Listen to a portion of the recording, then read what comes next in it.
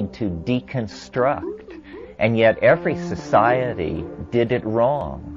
We all did it wrong.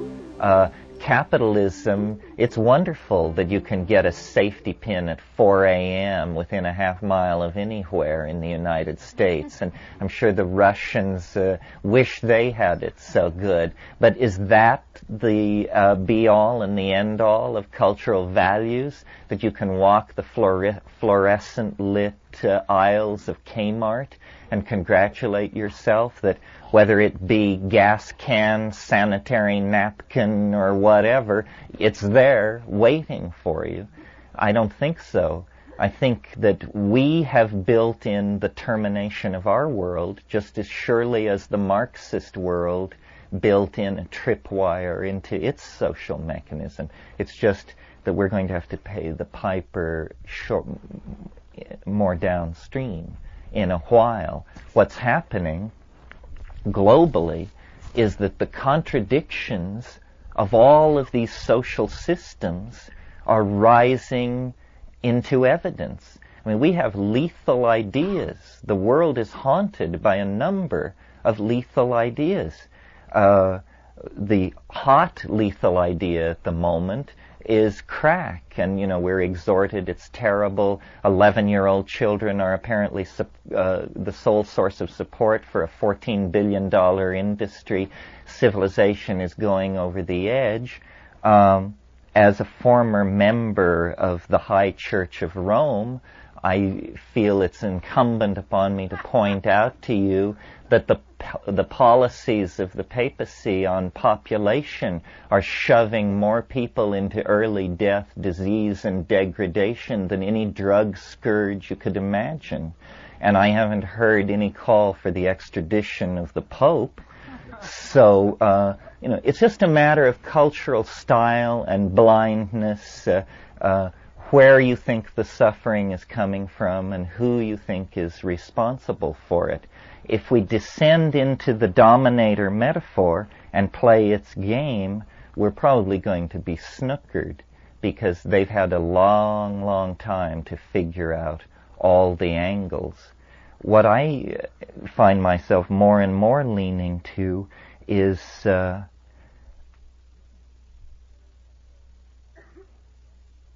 sharing the meme of the irrelevance of conservative institutions. History is not a process for which you ask permission. History is just something you make, and then other people pick up the pieces. Henry David Thoreau understood this very well when he wrote his famous treatise on civil disobedience.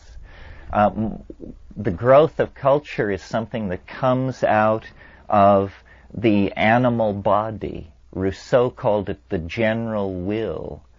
Man proposes and God disposes. But in the realm of civil polity, the people dispose, and government is allowed to propose. But that's all. And now what we are involved in, really, is a debate about human nature. Who are we? What are we? The French cartoonist Mobius put it very well in his book where he asked the question, is man good? This is what we're going to find out. And my feeling is that it isn't decided yet. That it is, H.G. Wells called history a race between education and disaster. Well, they're in the home stretch, neck and neck. It's clearly going to be a photo finish. But there is a responsibility on everyone who sees this to communicate it to other people and to act upon it. I think we forget, all of us, what a tiny percentage of the human race we represent, and how many people are just so lost in propaganda and unexamined cultural values. And, people are worrying about how to get the next $600 end table, or just trivia. And yet the world rolls inexorably toward a confrontation with transformation or ruin. How can the word be spread without just spreading panic? Well, I think it has to do with empowering this notion of a planetary process, a Gaian birth that we are midwife to, which is a functional role, but not a central role. The process is going to happen. Our job is to ease it, to reassure the mother, reassure the spectators, help the child, bring everything to a calm fruition. But we are ultimately witnesses to the process, not its cause. And in the ethics of the position of witness, we can find, I think, a place to stand that will allow us to feel responsible and exercise moral responsibility without feeling paralyzed by the magnitude of the task. Things are getting better and better in every way. I mean, it's a complex process because the world lives through death. I mean, you can see, if you're an embryologist, that when the little paddle of the fish human in the fetus begins to change into a hand, the way in which the fetus develops is through the sculpting hand of death. Death carves away tissue. Cells are shed into the amniotic fluid. They die. And out of this process of inward dying, the undifferentiated fish-like fetus turns into a miniature anticipation of a human being. There is something totally consuming about the way nature builds life out of death. The Amazon is a wonderful example of this, because the Amazon is the most living place you have ever seen. And at any given moment, all organic material is bound in living systems, 95% bound in living systems. You don't find forest floor detritus and rotting logs and stuff like that in the Amazon. If a leaf falls, within minutes or hours at most, it has been found by leafcutter ants or some other pathogen that begins to return it to the cycle of life. This kind of economy, this kind of stability through utilization of flow, is the design principle that we have ignored for several thousand years, and that offers a way out. Dynamic equilibrium, an abandonment of the possibility of closure. Closure is a neurotic and infantile demand to make upon reality, other people, language. You just have to live in this state of dynamic disequilibrium, which, if sustained long enough and in sufficient taste, becomes a life well lived. The shaman knows this because they plunge into this realm where everything is transient flow and interlocking field, where the materiality of the ordinary reality is overcome by the quantum mechanical, wave mechanical, maternal face behind appearances. And again, it must be Moby Dick morning. Ahab says, if you would strike through the mask. It is behind the mask.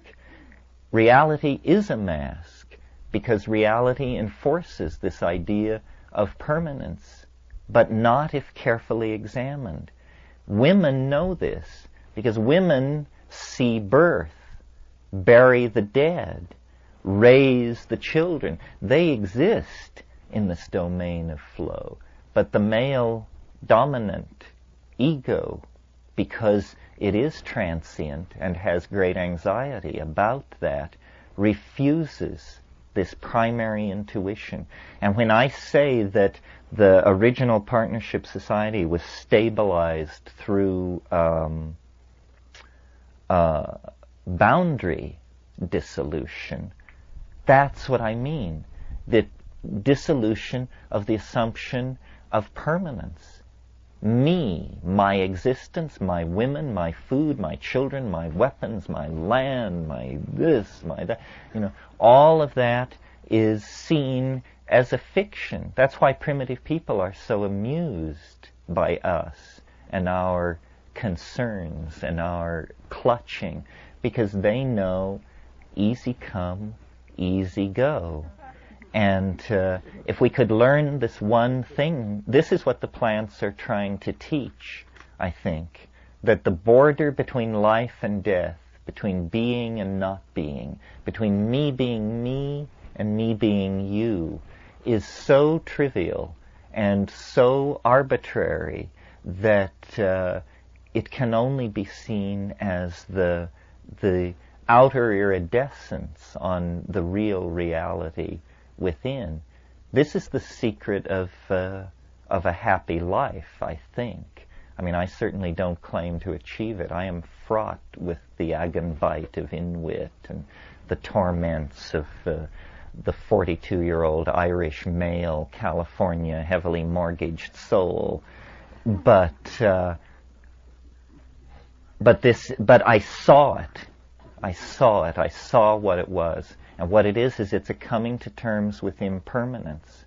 And that gives you authenticity that nothing can take away, and courage and presence in the moment and humor and survivability. And if you hold instead to the inviolate pearl of that which cannot be destroyed, everything becomes your enemy. Time becomes your enemy. Space becomes your enemy. And you are doomed to that Ahab fate because, hey, it's bigger than any of us. You can't push the river. Well, that's just by way of summation, trying to say, what is at the pith essence of shamanism, aside from the colorful cultural forms, the dances, the feats of curing and legerdemain. Essentially, it all rides, I think, on this vision that all things are impermanent, nothing lasts, all the things are in the process of coming to be and passing away unto the last syllable of recorded time. Well, that was that. Hey there, thanks for listening. Wizards of Word is a passion project of mine, and every like, comment, and subscribe really helps the channel out. If you enjoy this video or get something from it, please consider smashing that like button or giving a subscribe. I'd really appreciate it. Thanks.